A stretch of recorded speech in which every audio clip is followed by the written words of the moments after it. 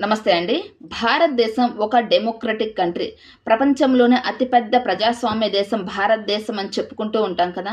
మన దేశంలోని government institutions ఏ విధంగా వర్క్ చేస్తాయో అందరికీ తెలిసిందే. పేదవాడికైతే ఒకలా న్యాయం జరుగుతుంది. డబ్బున్న వాడికైతే మరొకలా న్యాయం జరుగుతుంది.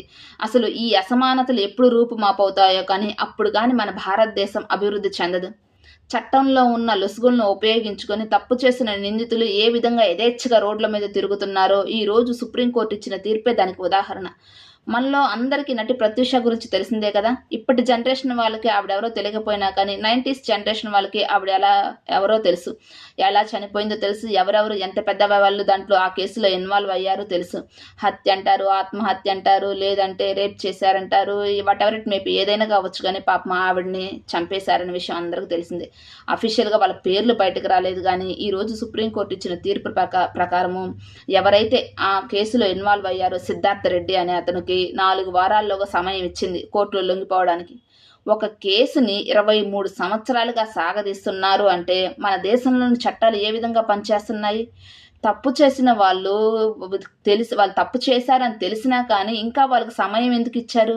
ఆన్ ది స్పాట్‌లో అతనికి కఠినంగా శిక్షలు అమలు చేయకుండా ఇంకా అతనికి లొంగిపోవాలి అని చెప్పేసి ఆదేశాలు జారీ చేసిందంటే మన దేశంలోని చట్టాలు ఏ విధంగా దారుణంగా ఉన్నాయో ఒక్కసారి ఆలోచించుకోండి. ఇప్పటికైనా మన భారతదేశంలోని చట్టాలు మారాలి.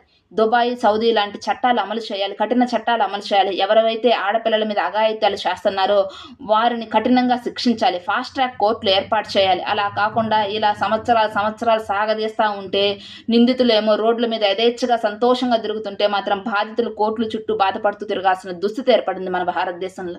ఇప్పటికైనా భారతదేశం కఠిన చట్టాలు అమలు చేయాలి ఆడపిల్లల విషయంలో జరుగుతున్న అకృత్యాల గురించి. లేదంటే మాత్రం ఇలాంటి చట్టాలు ఉన్నంత కాలం ఇలాంటి సంఘటనలు వీధికొకటి, గొంతుకోటి, సందుకోటి జరుగుతూనే ఉంటాయి. ఇప్పటికైనా భారతదేశం కఠిన చట్టాలు అమలు చేయాలి. ఫాస్ట్ ట్రాక్ కోర్టులు ఏర్పాటు చేసి సత్వర న్యాయం జరిగేలాగా చర్యలు తీసుకోవాలి. ఏమంటారు? కామెంట్ చేయండి.